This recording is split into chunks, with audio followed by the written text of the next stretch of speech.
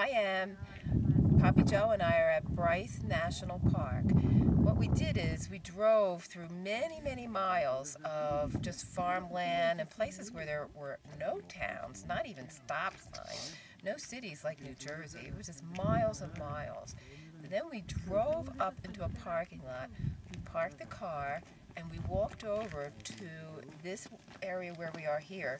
It's called Bryce Point. Let me show you what we saw. This beautiful canyon. You see here all these different colors and these different formations? It's vast. It's very large. We can't show you the whole thing, but we'll show you just a piece of it. These formations here are called hoodoos. It kind of sounds like when you say who do you love, hoodoo, but it's spelled differently. It's H-O-O-D-O. And that word came from Africa. And it means magical, because when you look here, it is very magical. It's just beautiful, and there are people that come here to visit here from all over our country. Some are from New Jersey and Connecticut and California, and they come from all over the world. They're from Germany and England and Japan. And where are you folks from? Switzerland. Switzerland. Guten Tag. Thank you. So it's just a fabulous place to come. Come on over here, PoppyJoe, and show Emily the rest of it.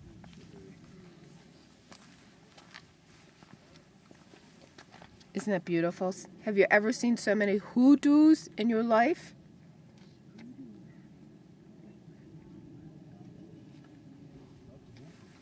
Come over here. These are pretty here. So we hiked from the top over on that side down through the bottom. We hiked from the top down to the bottom and up to the very top here at Bryce Point. And we love it. Can you show over here? This is pretty here.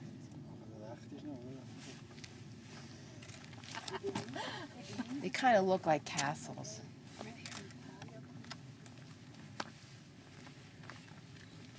This point down here. It's okay. Scan over here. Nice shot, huh, Ann?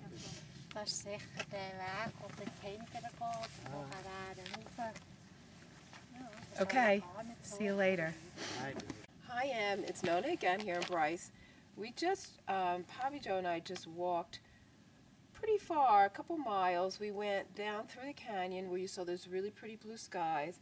And we went down, down, down, down, down, and then we came up really pretty far. So you can see where we went down to the canyon and then we hiked up here.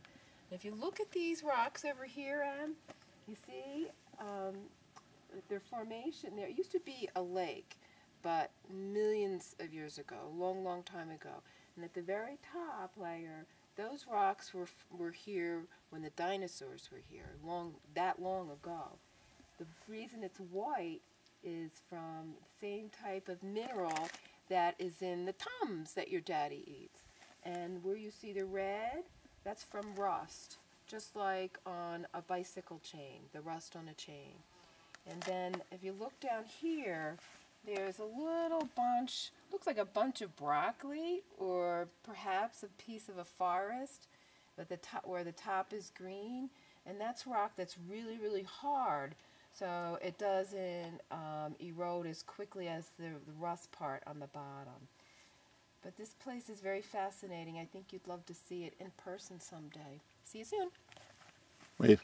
Bye-bye. It's Nonna. I'm here in Bryce Canyon in Utah, and it's September of 2008. And we were walking along the path, PoppyJoe and I saw this beautiful blue sky. Just the bluest sky I've ever seen. It was so beautiful. It reminded me of you. So I wanted to say hi, and I wanted you to look at this picture, how pretty it is. And these are arches that are formed here. They've been here for a long, long time, thousands and thousands of years, before there were even chipmunks. And if you look over here, there are all these other beautiful formations, and they almost look like castles. And I think that's where the kings and the queens learned how to build their castles, from these types of formations, because these have been here for a long, long time. It's almost like a fairyland. Love you. Bye-bye. Good. We're in Escalante State Park in Utah. It's September 29th, 2008. And what this park is known for is its rocks, but they're distinctive type of rocks like the one I'm sitting on. It's hard as a rock because it is a rock, but it used to be a piece of wood. It used to be a tree trunk. So over here, this definitely looks like wood. You can see the knots in here. And this almost looks like wood and feels a little bit like wood, but it's rock. And this is a tree that's probably about 4 feet in diameter that was living in a floodplain, a river delta, about 150 million years ago. And it tipped over, got covered with mud. The minerals in the mud replaced the woods in the tree, and the minerals turned to stone. And if you come around... All right, we're almost at the, my ears are popping. We're about 3.5 miles down from the rim of the canyon. You can see the rim, well, you can't really see it from here. Maybe up there, but we're probably about 1,000 feet down, maybe 1,500 feet down from the rim. But this is the red wall limestone we saw a little while ago. And you can see the calcium carbonate, the white stuff, leaching out of it with the moisture. You can see plants growing out of it. So there's some moss and there's even some bushes. So these plants are very tenacious. As soon as there's any soil formed by erosion, they'll dig their roots in and extract moisture from the soil. I also want to talk a little bit about hiking. So there's a story at the top of the trailhead about a person who was young, smart. She was a medical student. She was very physically active. She ran a marathon in just over 3 hours, right? And I think her name was Mary Blanding. But she died here in 2004. She went down into the canyon for a 15-mile hike with only 1.5 liters of water and an apple and no map. So she got lost. So what we do is we carry a map so we don't get lost, because a lot of these trails look the same. And it's not like there's traffic lights down here. We carry Gatorade or water. This is diluted water. Diluted Gatorade. Potato chips. This is about 1,000 calories in here, so that'll cover about 6, 7, 8 miles, depending on the elevation change of calorie needs. So we got a couple bags, a couple cans of these. So we also have some trail mix. This is some nuts that are salted.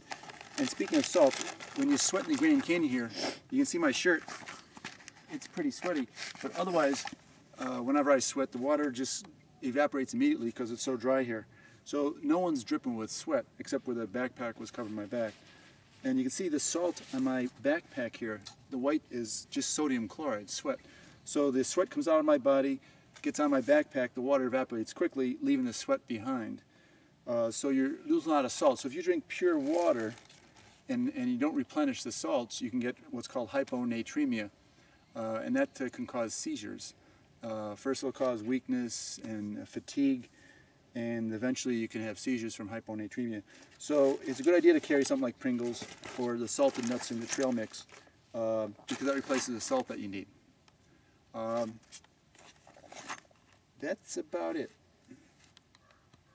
All right, I just was explaining how there's very little life in the canyon, and Colleen found this, which is a skeleton of a salamander in his spider web right on that ledge we were standing on. So there's spiders here. We have seen salamanders. It's a live one. But it's a tough life. So we're at the Natural Bridge National Monument in southern Utah. We were talking before about the life and how harsh it was, but there was human life here also.